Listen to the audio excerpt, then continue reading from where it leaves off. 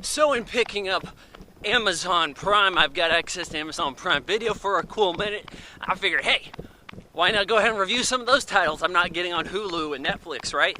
You know, so you guys can ignore those videos too. Alright, so first up, I watched Phenomena. This is from 1984 or 1985. It was an Italian horror film done, I believe, mostly in English, kind of American. Stars Jennifer Connelly in one of her first roles, really first at the forefront as lead. Not a movie I was aware of, but I was kind of looking for Dario Argento stuff and came across this.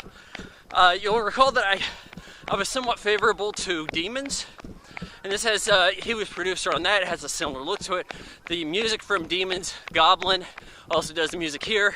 There's also some more rock and pop stuff, and it's kind of weird, but it's very 80s.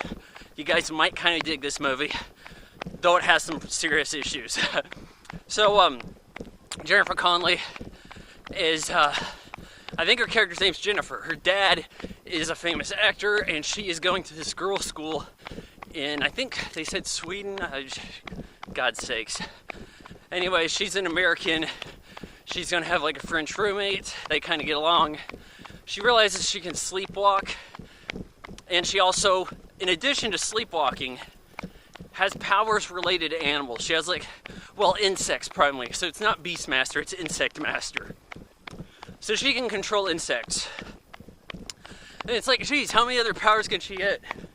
Oh, but to top it off, there's a murderer going around at this girls' school killing off the young ladies. And my biggest issue with this is the way the story's told. As she's coming to the school, we get voiceover narration. And then Jennifer arrived at the school. Didn't need that.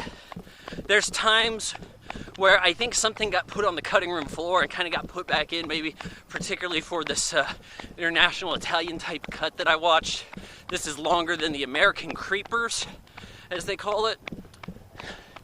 And it's weird because she'll be arguing with somebody and then just start talking in Italian, even though I'm not totally sure that Jennifer Connelly, at that time anyway, spoke Italian like this. But then you also have no subtitles. I think Amazon Prime Video has just this issue with subtitles in general. Like if something was in English and then all of a sudden they start speaking foreign language, it just says foreign language. And I'm thinking, I'm pretty sure we're supposed to know what they're saying here because this is going on for an extended period of time. And then I kind of watch a little bit of the American cut, and she'll be arguing with somebody, and then it just sharp cuts, jump cuts. Hell, it even backtracks and doubles down on some of the dialogue in Creepers. Like this lady's like, hey, take the pills. Hey, take the pills. It'll be something like that, like deja vu out of the Matrix. So, her roommate gets killed by the murderer. There was a girl at the beginning that was beheaded. This insect expert, we're going to call him Dr. Loomis. Yeah, he's paralyzed. He has a helper monkey named Inga, and he's Scottish. That's Donald Pleasence. I'm going to call him Loomis. He's trying to help some investigators, who I didn't really recognize later. I mean, this creepy guy showed up. Jennifer Connelly, who realizes she has controlled insects. People are kind of scared of her because she surrounds the school in flies. Sleepwalking has some pretty cool little moments.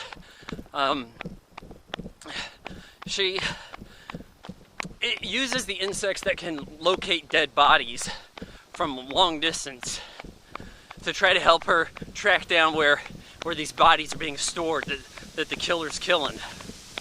And as she gets close to the trail of this old house, this weird creepy guy shows up, and he's actually kind of helping her. He's the investigator from the beginning. I didn't really pick that up until I tried to watch the American version to see what the hell got cut and left out and shit.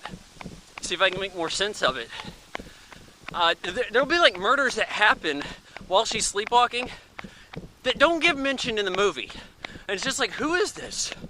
Is this a flashback? What the hell are we watching? There's just too many moments where things are nonsense, or there's even ways things are cut. There's conversations with Dr. Loomis where it's like they try to avoid a jump cut by just quickly cutting to a one-shot close-up of somebody. Just snap, and we're talking, and okay, I guess that's how you got over there. Like slow down, movie. Jennifer Connelly gets taken in by this lady who, well, she's trying to leave the place. She's creeped out. She's trying to leave. Her dad's manager's coming to pick her up. But she's going to spend the night at this lady's house who was, I'm not really sure what she does, but she was like the lady that drove her to the school at the beginning. She's like, hey, spend the night at my place. Oh, hey, you're feeling kind of ill, take these pills. I want to take pills. Well, they're poison. Jennifer spits out poison. Lady attacks her, reveals that she has a son that's the killer, I guess.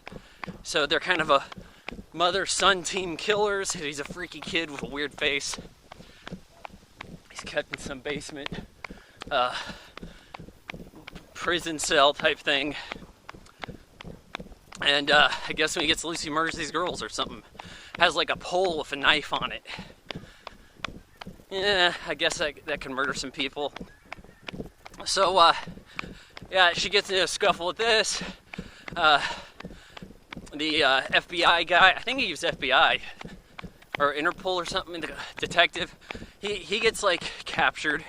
He breaks his thumb, slides through the handcuffs, and tries to help Jennifer Connelly out. Jennifer Connelly's in some goo. The woman's like, ah ha ha, I've got you now. She's like sinking in this vat of, I don't know, putrid body leftover shit. And the guy's like, okay, I'm gonna try to help her out. Fights the gal, beats her with a chain. Jennifer Connelly gets away, finds the young boy who chases her out to the lake. There's some fire explosions and shit. You know, she catches the kid on fire, like sinks him, and then she has to kind of swim away from the fire, but the kid just grabs onto her and shit. And yeah, like at one point I was like, when are the insects really gonna play a role in this? But the insects like helped her out. They helped her knock the kid off the boat and shit. And I'm like, okay, well it took long enough. It was almost like the movie forgot that she had insect powers.